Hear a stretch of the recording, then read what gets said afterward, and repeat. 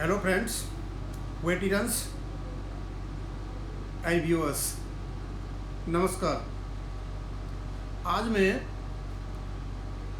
इस वीडियो को इसलिए लाया हूँ कि काफ़ी दिन से कुछ जो हमारे कमेंट व्यूअर्स थे कुछ प्रश्न पूछ रहे थे, तो उसके संदर्भ में मैंने कुछ पढ़ा, कुछ वीडियो भी सुने दूसरे लोगों के।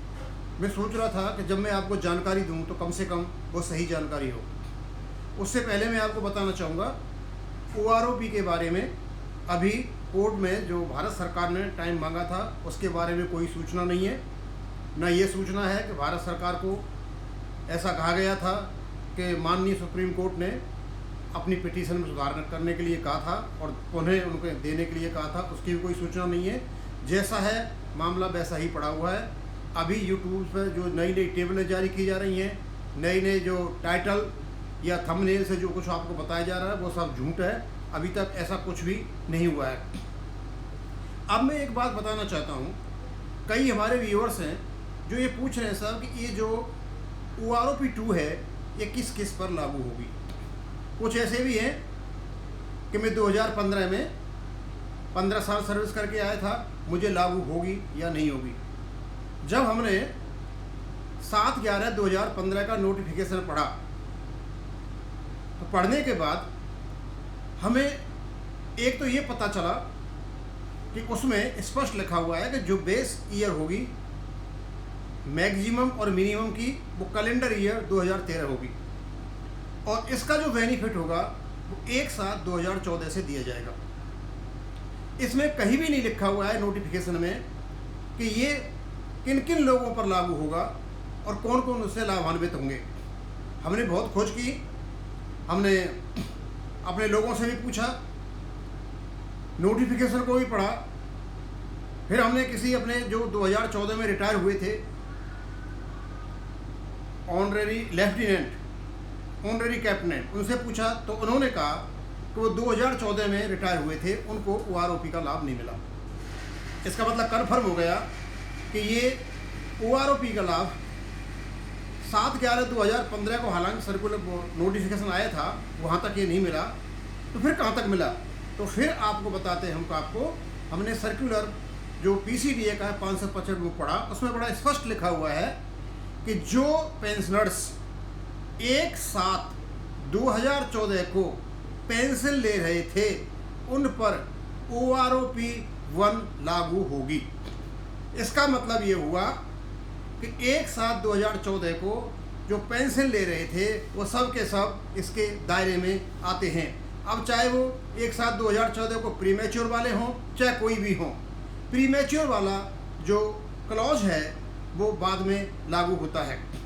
अब ऊपर का ही हम जब हिसाब लगाएं सर्कुलर 555 का, तो इसका मतलब ये हुआ कि जो OROP 2 लागू होगी, जो 1/7/2019 को पेंशन ले रहे होंगे उन लोगों पर लागू होगी।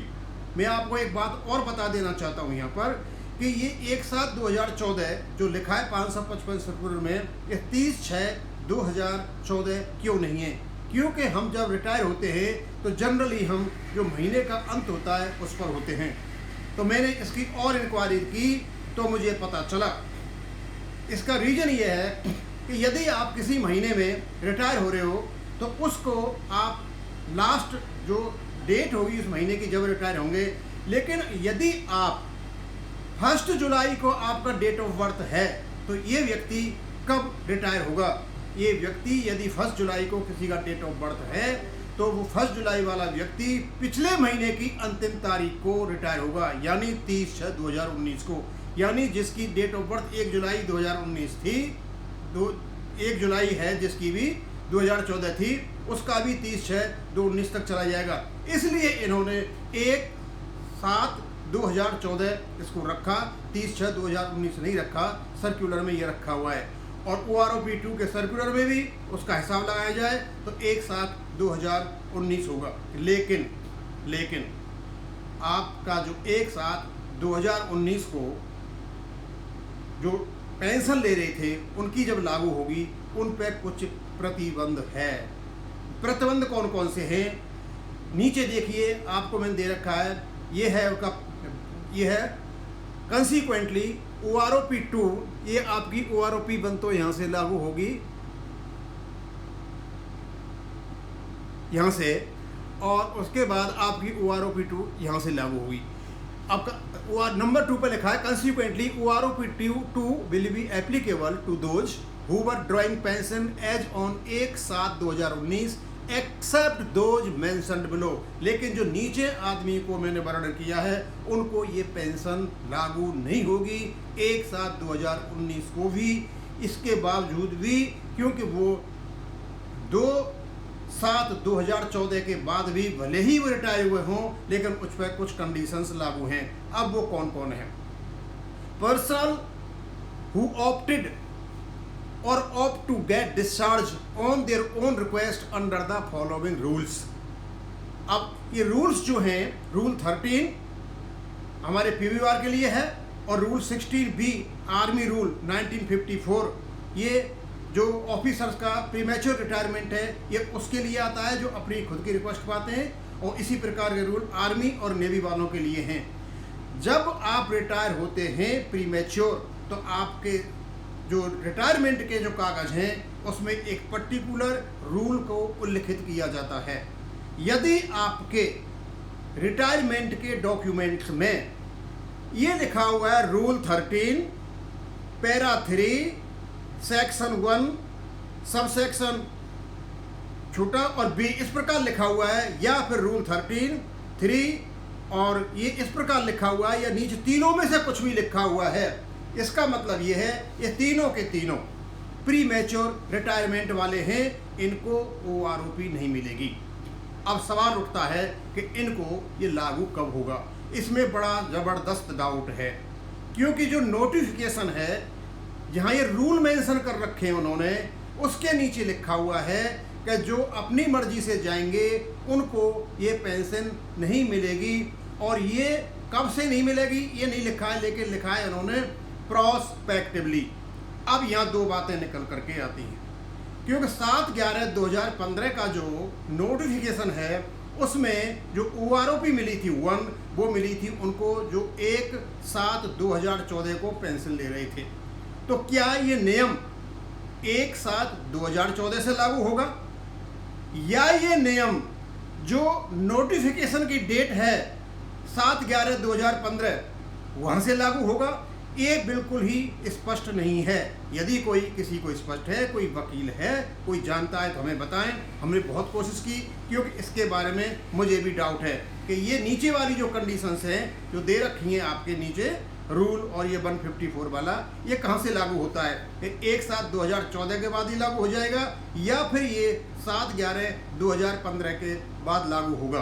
क्योंकि ये प्रीमैच्योर वाला क्लोज है मेरे हिसाब से, जब ये प्रोस्पेक्टिवली बात कर रहे हैं और नोटिफिकेशन में बात कर रहे हैं तो इसका मतलब ये कंडीशन 7/11/2015 के बाद लागू होनी चाहिए। लेकिन फिर भी मैं श्योर नहीं हूँ, क्योंकि इसमें इस प्रकार की कंडीशन है, जब ये बेनिफिट 1/7/2014 से दे रहे हैं तो फिर ये आगे वालों को फ़ायदा कैसे देंगे? अब ये नोटिफिकेशन वाली डेट लेंगे या OROP1 वाली डेट लेंगे, ये इनके ऊपर है, ये बिल्कुल ही स्पष्ट नहीं है। अब मैं आपको बताना चाहूँगा, ये छोटा सा वीडियो मैंने इसलिए बनाया है कि इसकी काफ़ी चर्चाएं हो रही थी। कुछ तो हमारे जो असैनिक यूट्यूबर्स हैं बहुत मेहनत कर रहे हैं और लाते नई नई चीज़ों को।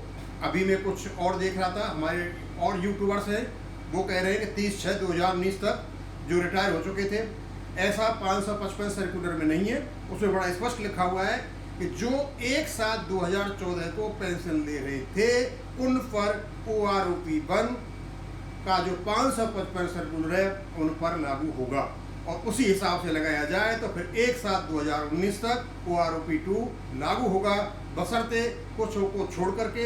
ये 3 महीने यहाँ पर कंडीशंस दे रखी हैं। आपका जो रिटायरमेंट का डॉक्यूमेंट है, आप यदि प्रीमैच्योर आए हैं, चाहे कैसे भी आए हैं, आप चाहे इनवैल्यूमेंट से आए, चाहे मेडिकली अनफिट होकर के आए, या आपको निकाल दिया गया, यदि ये 3 नियम यहाँ पर लिखे हुए हैं, कौन कौन से नियम है? एक रूल ये, एक रूल ये और एक रूल ये। यदि आपके डॉक्यूमेंट में, रिटायरमेंट वाले डॉक्यूमेंट में ये 3 कंडीशन लिखी है कि आप इसको इसके अंतर्गत, इन चीज़ों के अंतर्गत आपको डिस्चार्ज किया गया है, तो इसका मतलब ये है इनको प्री मैच्योर रिटायरमेंट माना जाएगा और आपको पेंशन नहीं मिलेगी। और ये तीनों की तीनें जो कंडीशंस हैं आपके 7/11/2015 के सर्कुलर में दी हुई हैं। इसके अलावा जो भी होगा, इस नियम के अलावा और जो कुछ भी लिखा होगा, उन सबको OROP की पेंशन 1/7/2019 तक मिलेगी। जो 1/7/2019 को जो पेंशन ले रहे हो उन्हीं को मिलेगी। 1/7/2019 के बाद जो पेंशन आए हैं उनको ये OROP 2 लागू नहीं होगी, उनको OROP 2 2024 में लागू होगी। अब यहाँ एक बात बताना चाहता हूँ मैं आपको, जब जंतर मंतर पर जो एजिटेशन हो रहा था उसमें हमारे जो 1/7/2014 के बाद के भी भूतपूर्व सैनिक थे, 2015 के भूतपूर्व सैनिक भी थे, क्योंकि ये 7/11/2015 को आया था, लगभग 1.5 साल के आए हुए थे, उनको ये OROP का लाभ नहीं मिला हुआ था, उनका OROP का लाभ अभी मिलेगा। और ये इसमें एक ही बात पहुँचाऊँ कि यदि आपके जो डॉक्यूमेंट्स हैं उनमें ये 3 कंडीशन लिखी हैं जो मैंने निशान लगा रखा है, इनमें से यदि कोई 3 कंडीशन है तो इसका मतलब ये है उनको ये पेंशन नहीं मिलेगी, उसको प्री मैच्योर माना गया है, अपनी रिक्वेस्ट पर आया हुआ माना गया है। इसके अलावा कुछ भी लिखा हुआ है उन सबको ये पेंशन मिलेगी। आप अपना डॉक्यूमेंट देखें और देखें कि हमारे डॉक्यूमेंट में क्या लिखा हुआ है। अदरवाइज ये रूल इतना बड़ा सागर है कि इसको समझाना बड़ा मुश्किल है। थैंक यू, धन्यवाद।